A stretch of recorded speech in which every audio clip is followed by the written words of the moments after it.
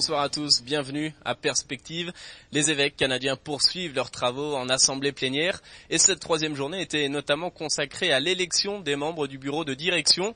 Monseigneur Paul-André Durocher, archevêque de Gatineau, a été élu président de la CECC. Je vous propose d'écouter sa réaction.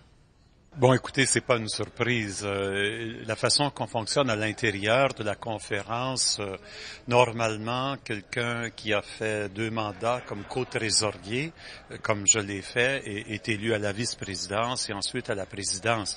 De fait, c'était au tour du secteur français de la conférence de proposer le candidat à la présidence et j'étais le candidat. C'est quelqu'un fait une farce, dit c'est un peu un vote à la soviétique. Il n'y a qu'un seul candidat. Alors, évidemment, tout le monde s'y attendait, mais je reçois ça comme un vote de confiance et une confiance qui aussi entraîne une charge, une responsabilité au service de mes frères évêques à travers le pays, de travailler à l'unité, à l'harmonie au service des évêques du Canada.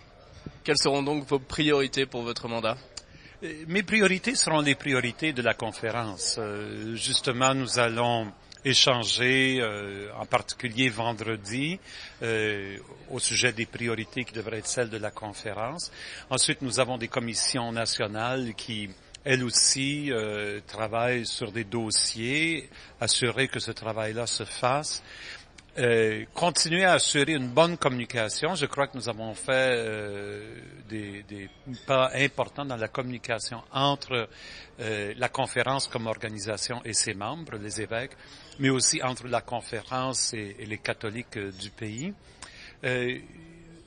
Surtout, je pense, m'assurer que la conférence continue à répondre aux besoins des évêques. Parce que nous sommes là, c'est une association, on peut voir ça comme une association au service de ses membres. Ce sont les évêques qui sont membres. Alors, ma priorité va être de s'assurer qu'elles répondent vraiment aux besoins de nos membres.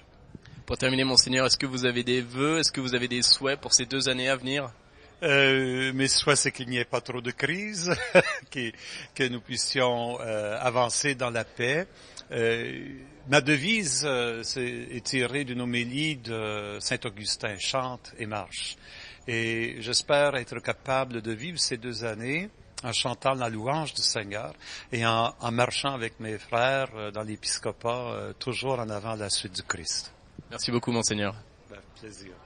Également à l'ordre du jour ce matin, les évêques ont abordé l'unité des chrétiens, le dialogue interreligieux et les défis écuméniques. Un vaste dossier piloté par une commission spéciale dont fait partie l'évêque d'Edmundston, Monseigneur Claude Champagne. Écoutez son analyse.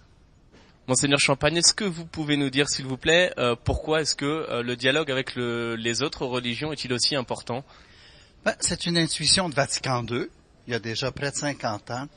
Et pour nous, déjà Paul VI voulait une église du dialogue. Dialogue avec les autres chrétiens, dialogue avec les autres croyants et même avec les incroyants.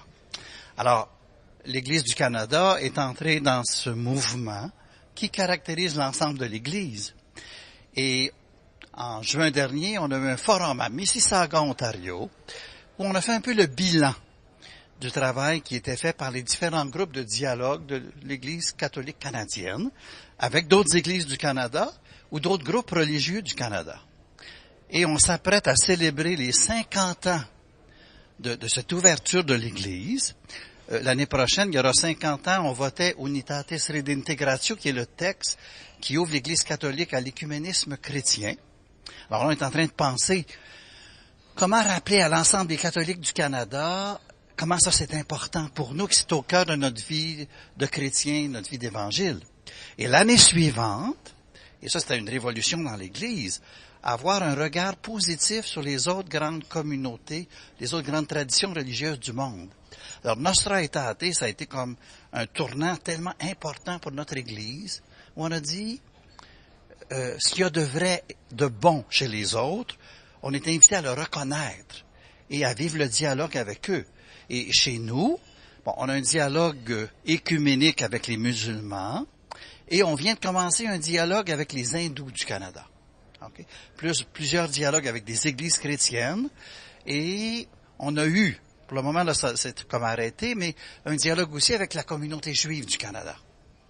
Alors, ces questions-là peuvent paraître à la fois abstraites et complexes. Et, très concrètement, comment est-ce que de manière locale vous travaillez pour l'unité des chrétiens, pour le dialogue écuménique et interreligieux? Ouais, c'est-à-dire qu'il y a donc des groupes de dialogue qui ont déjà été formés depuis des années. Et, mon Dieu, on pourrait trouver sur l'Internet le fruit de ces dialogues-là. Hein. Il y a déjà des ententes sur plusieurs aspects de la foi, où on a pu ensemble confesser la foi chrétienne, avec des groupes de chrétiens, alors qu'on est séparés d'eux parfois depuis 500 ans, ou plus. Hein. Mais en se parlant, en créant un climat d'ouverture, de fraternité, on peut revoir dans quel mot on va dire la foi, et on est beaucoup plus près qu'on l'aurait cru autrefois. Est-ce que vous voyez au Canada ou dans votre diocèse une évolution des relations entre les catholiques et les autres religions? De manière sensible, vraiment? Ouais, je peux dire que chez nous, on n'a pas beaucoup d'expérience d'écuménisme parce que notre communauté, elle n'est pas dans un monde très pluraliste à Edmundston, au Nouveau-Brunswick. Sauf que je voyais que les évêques qui m'ont précédé, dès les années 70, reconnaissaient le changement de climat entre les différents groupes chrétiens et l'Église catholique. Et un exemple très concret, c'est qu'à la marche du pardon du Vendredi Saint, celle qui anime la communauté anglicane et l'Église unie du Canada est toujours présente à notre célébration. Il fait même une lecture et elle accueille même les marcheurs qui se préparent à aller célébrer l'office de 3 heures le Vendredi Saint. C'est des gestes comme ça. Donc, il y a une atmosphère positive.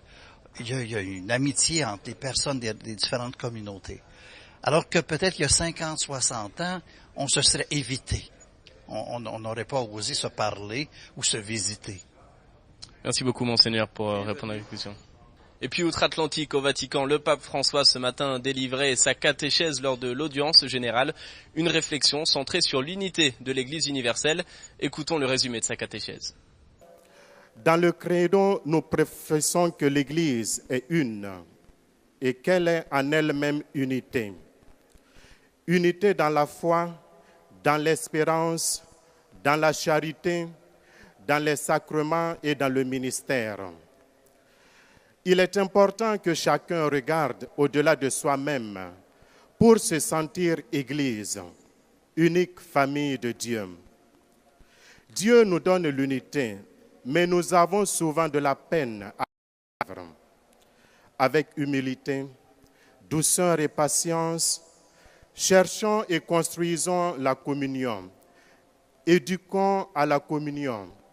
Dépassons les incompréhensions et les divisions. Pour cela, la prière est importante. C'est d'abord l'Esprit Saint qui fait l'unité dans la diversité. Il est le moteur de l'unité de l'Église. Voilà, c'est la fin de cette émission. Merci de nous avoir suivis. On se retrouve demain. Je vous souhaite à toutes et à tous une excellente fin de soirée.